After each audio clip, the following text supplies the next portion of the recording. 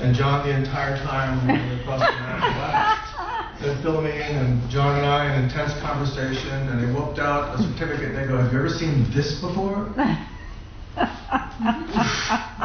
That is the picture. Yep.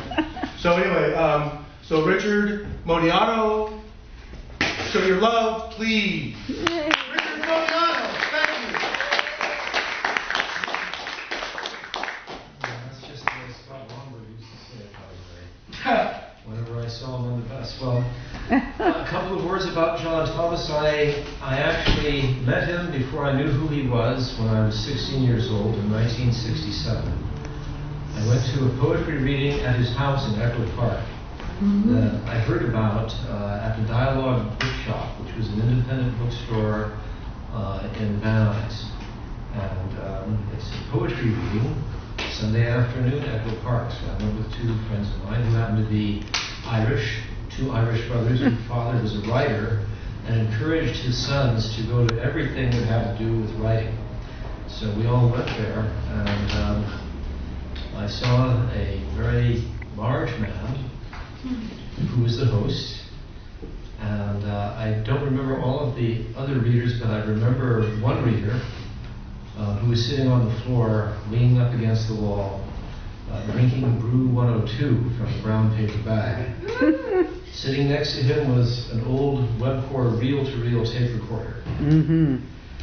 And he continued drinking, and he listened, and John got up and said, "Our next reader is Charles Bukowski." He plugged the tape recorder in, pressed a button, and we listened to his pre-recorded poems while he continued drinking.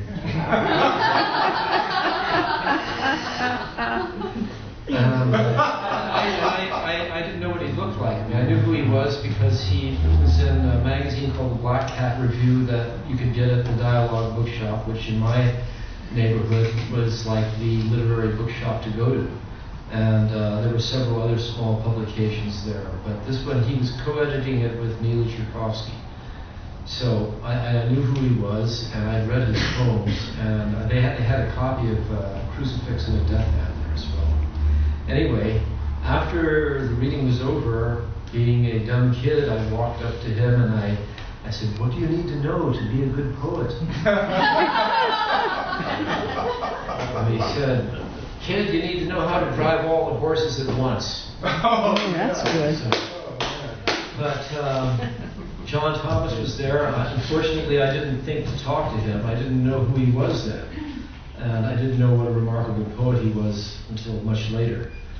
And he came from the mid-Atlantic, from Maryland, arrived in Venice in 1959, spent some formative years in Venice. He went to the Bay Area, came back to Los Angeles in the mid-60s, and certainly by I guess 67, which is when I went to that reading, he was living in Echo Park.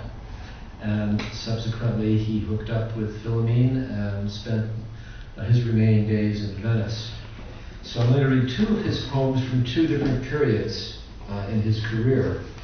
This is one of the early Venice poems, Alba. Crouching in my arms against this old army shirt, breathing the tin taste of my day's sweat, she says nothing and concerns herself with her precarious balance, the tight wire she walks from flesh cage to flesh cage.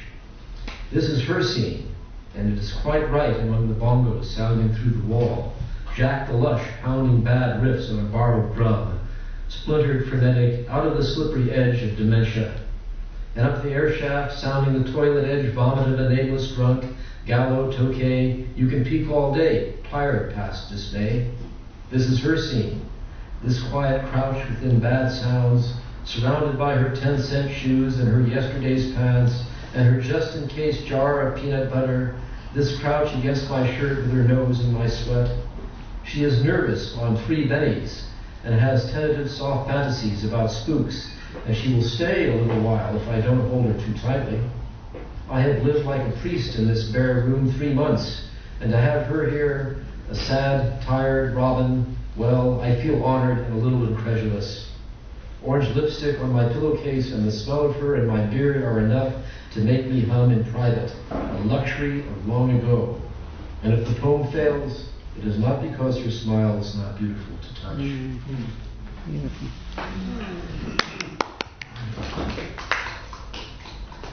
Sounds of a Venice Night, written for a shoddy anthology of religious verse. From the television set in the next room, ecstatic male voices singing in Hebrew to a little plink-plonk drum. In the room overhead, rock and roll. I only really hear the pounding bass. Jack's out of town today, left his radio on, this is true, to comfort his dog Sammy. A car eases along Speedway, while out on the beach, the surf snores softly. In here, my tiny Chinese battery clock, its steady hands read 11:25, ticks slowly. Loud, this is true, as a grandfather's clock. This tense point whispers to itself. My ears ring high and far away, stillness, I know, loves me. Another person that came across the Atlantic to Venice is Alexander Trocchi. He spent some time in New York. He didn't enjoy himself there. He wound up in Venice.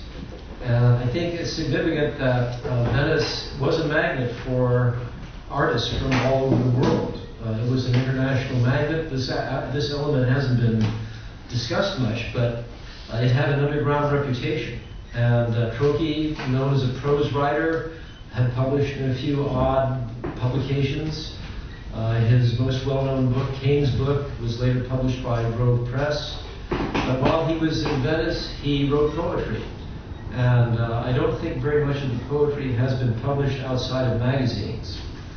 So this was one of his Venice poems, and it's the only one that I know for certain that he wrote while he was in Venice. Falling into a lucid stupor, I dreamed. I was walking after a light green rain, hand in hand with a little girl, her breasts exposed to the moon. Outside the night tinkled a chromium cash register, the little balls orderly in their slots.